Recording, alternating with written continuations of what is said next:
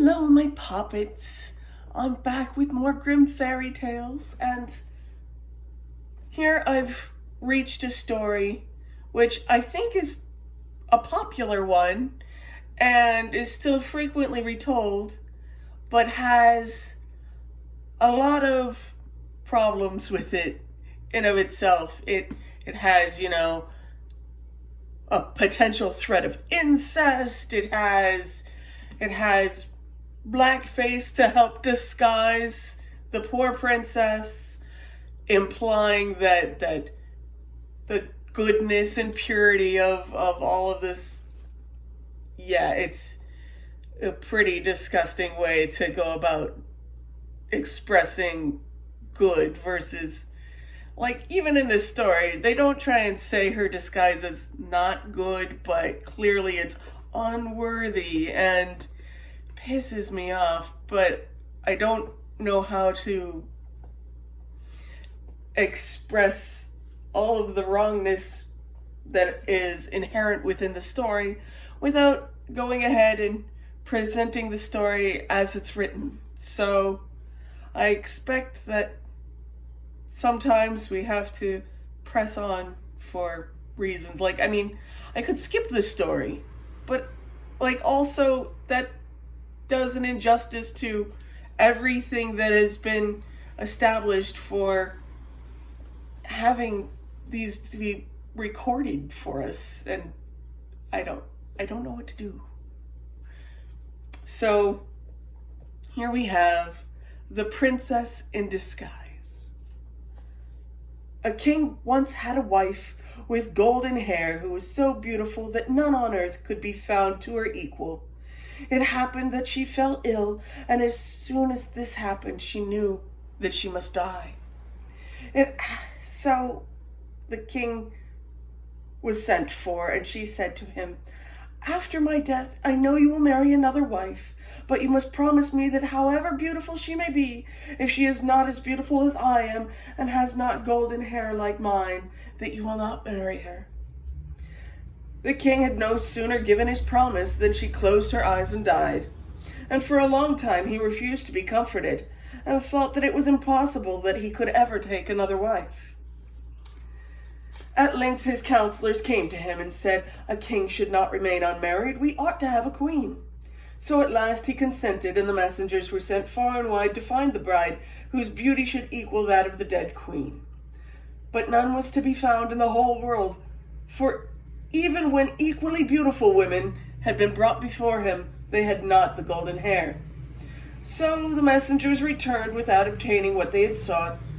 Now the king had a daughter who was quite as beautiful as her dead mother, and also had golden hair. And she had all the while been growing up, and very soon the king noticed how she exactly resembled her dead mother. So he sent for his counselors and said to them, "I will marry my daughter. She is the image of my dead wife, and no other bride can be found to enable me to keep my promise to her." When the counselors heard this, they were dreadfully shocked, and said, "No, this is forbidden for a father to marry his daughter, and nothing but evil could spring forth from such a sin, and the kingdom will be ruined." But he would not be dissuaded. So when the king's daughter heard of her father's proposition, she was greatly alarmed, and more so as she saw how he was resolved to fulfill his intentions. She chose to go forth. She hoped, however, to be able to save him and herself from such disgrace, and so said to him, "Before I consent to your wish, I require 3 things: a dress as golden as the sun, another as silvery as the moon, and a third as glittering as the stars. And besides this, I shall require a mantle made of 1,000 skins of rough sewn fur together, and that every animal in the kingdom must give a piece of his own skin towards it." She thought, "There, I have asked for impossibilities, and I hope I shall be able to make my father give up his wicked intentions." But this was not so. The king was not diverted from his purpose.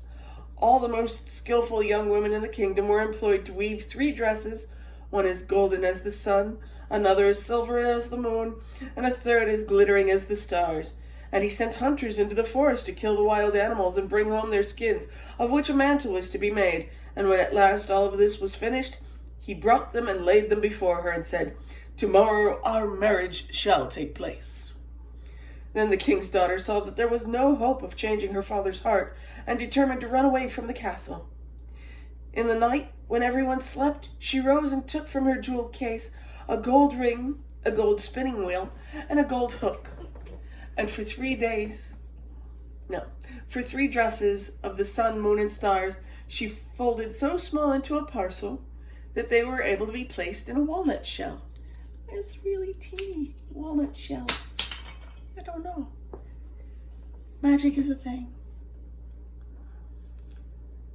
And when she put on the fur mantle, she stained her face and hands black with walnut juice, and committing herself to the care of heaven, she left home.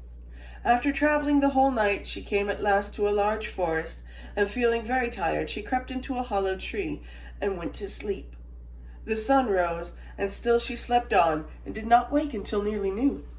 It happened on this very day that a king, whom was in the wood, and of another country, was hunting in the forest. When his hounds came to the tree, they sniffed about, and ran around the tree barking loudly. The king called to his hunters and said, "Just go and see what the wild dogs are barking at." They obeyed and quickly returned, telling the king that in the hollow of a tree was the most beautiful creature, as such they had never seen before, with skin that was covered in 1,000 sorts of fur, and that was fast asleep. "Then," said the king, "go and see if you can capture it alive, binding it on the wagon to bring it home." While the hunters were binding the maiden, she awoke and cried out in full terror and said to them, "Oh gosh, I am only a poor child forsaken by my father and mother. Please take pity on me and take me with you." "Well," they replied, "you may be useful to the cook, little rough skin. Come with us. You can at least sweep up the ashes." So they seated her on the wagon and took her home to the king's castle. They showed her a little stable under the steps where no daylight ever entered, and said, "Here, rough skin, you can live and sleep." And so the king's daughter was sent into the kitchen to fetch wood and draw water and stir the fire and pluck the fowls and look after the vegetables and sweep the ashes and do all of the hard work. Poor rough skin, as they called her, lived for a long time most miserably, and the beautiful king's daughter knew not when it would be or how it would ever end. It happened, however, that after a time a festival was to take place in the castle. So she said to the cook, "May I go out for a little while and see the company arrive?" "Yes, you may go," he replied, "but in a half hour I shall want you to sweep the ashes and put the kitchen in order."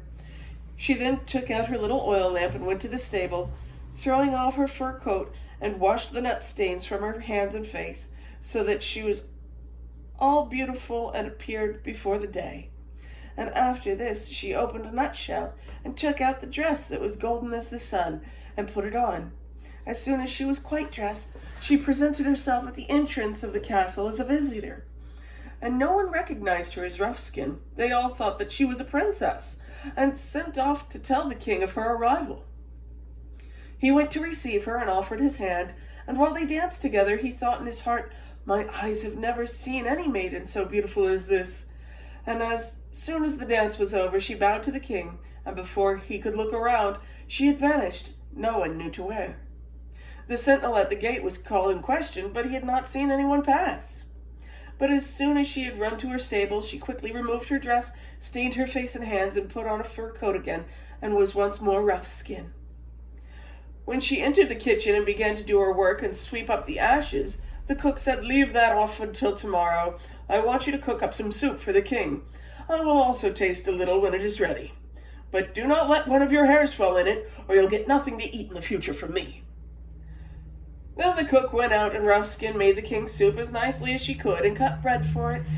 And when it was ready, she fetched from her little stable her golden ring, and laid it in the dish where the soup was prepared. After the king had left the ballroom, he called for the soup, and while eating it, he thought he had never tasted better soup in all of his life. But when the dish was nearly empty, he saw to his surprise a golden ring lying there at the bottom, and could not imagine how it had come there.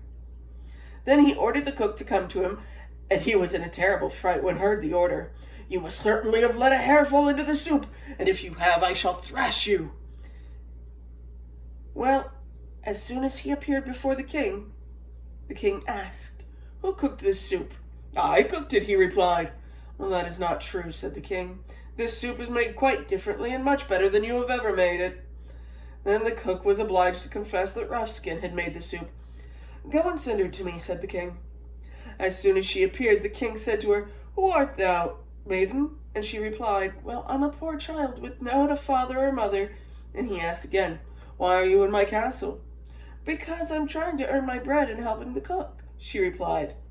"How came this ring in my soup?" he asked. "I know nothing about the ring," she replied. And when the king found that he could learn nothing from Roughskin, he sent her away. A little time after this, there was another festival, and Roughskin again asked permission from the cook to see the visitors. "But," he added, "come back in a half hour and cook for the king the soup that he is so fond of." She promised to return and ran quickly to her little stable, washing off the stains, and took out the nutshell dress that was as silvery as the moon, and put it on. Then she appeared in the castle like the king's daughter that she was, and the king came to receive her with great pleasure. He was so glad to see her again that while they were dancing, he continued to keep her as his partner. When the ball ended, she disappeared quickly, so that the king could not imagine what had become of her. But she rushed down to her stables, making herself again the rough little creature called Roughskin, and went to the kitchen to cook the soup. While the cook was upstairs, she fetched the golden spinning wheel and dropped it into the soup as soon as it was ready.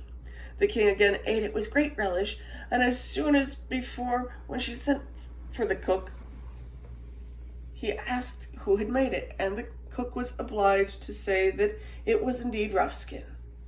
How big is a spinning wheel? Like, if this is the size of a little walnut? And the ring can certainly be hidden, but like, how do you drop a whole spindle in there? I don't know how big it is. Anyway, but she was ordered to appear before the king, and just as before, he could get nothing out of her except that she was a poor child and knew nothing of the golden spinning wheel. At the third king's festival, everything happened as before, but the cook said, "I'll let you go and see the dancing room this time, Roughskin, but I believe you are a witch. For although the soup is good, and the king says it's better than I can make it, there's always something dropped into it, which I cannot understand." Roughskin did not stop to listen. She ran quickly to her little stable and washed off the nut stains, this time dressing herself in the dress that glittered as the stars. And when the king came to receive her in the hall, he thought that he had never seen such a beautiful woman in all of his life. And while they were dancing, he contrived, without being noticed by the maiden, to slip a gold ring upon her finger. And as he had given orders that the dancing should continue longer than usual, when it ended, he wanted to hold her hand, but still she pulled away and sprang so quickly among the people that she vanished from his eyes. She ran out of breath, hurrying to the stable, and she knew that she had remained away longer than a half hour, and there was no time to take off her dress. So she threw the fur cloak over it, and in her haste did not make her face black enough, nor hide her gold hair properly. Her hands, too, also remained white. However, when she entered the kitchen, the cook was still away, so she prepared the king's soup and dropped in the golden hook. The king, when he found another trinket in his soup, sent immediately for Roughskin, and as she entered the room, he saw the ring on her white finger, which he had placed there. Instantly, he seized her hand and held her fast, but in her struggles to get free, the fur mantle opened and the star-glittering dress was plain to see. The king caught the mantle and tore it off, and as he did so, her golden hair fell over her shoulders, and she stood before him in her full splendor, and felt that she could no longer conceal who she was. So she wiped the soot stain from her face, and was beautiful to the eyes of the king as any woman upon earth. "You shall be my dear bride," said the king, "and we will never be parted again, although I know not who you are." Then she told him of her past history, and all that had happened to her, and he found that she was, as he thought, a princess. And so soon after the marriage it was celebrated, and they lived happily until their death. So here we have a relatively happy ending, and all of that joy to be found, aside from, obligatory marriage and all that jazz, but then the whole thing was contrived upon this disguise that made her unfit to be anything other than a servant, and it's like, yeah, gross. And so these stories have been rightfully adapted in a variety of ways to present the same sort of tale, and there's even video games that include variations on it. And yeah, it's very problematic, and I don't know how the story is to be received or presented in a modern, I don't know. It's so...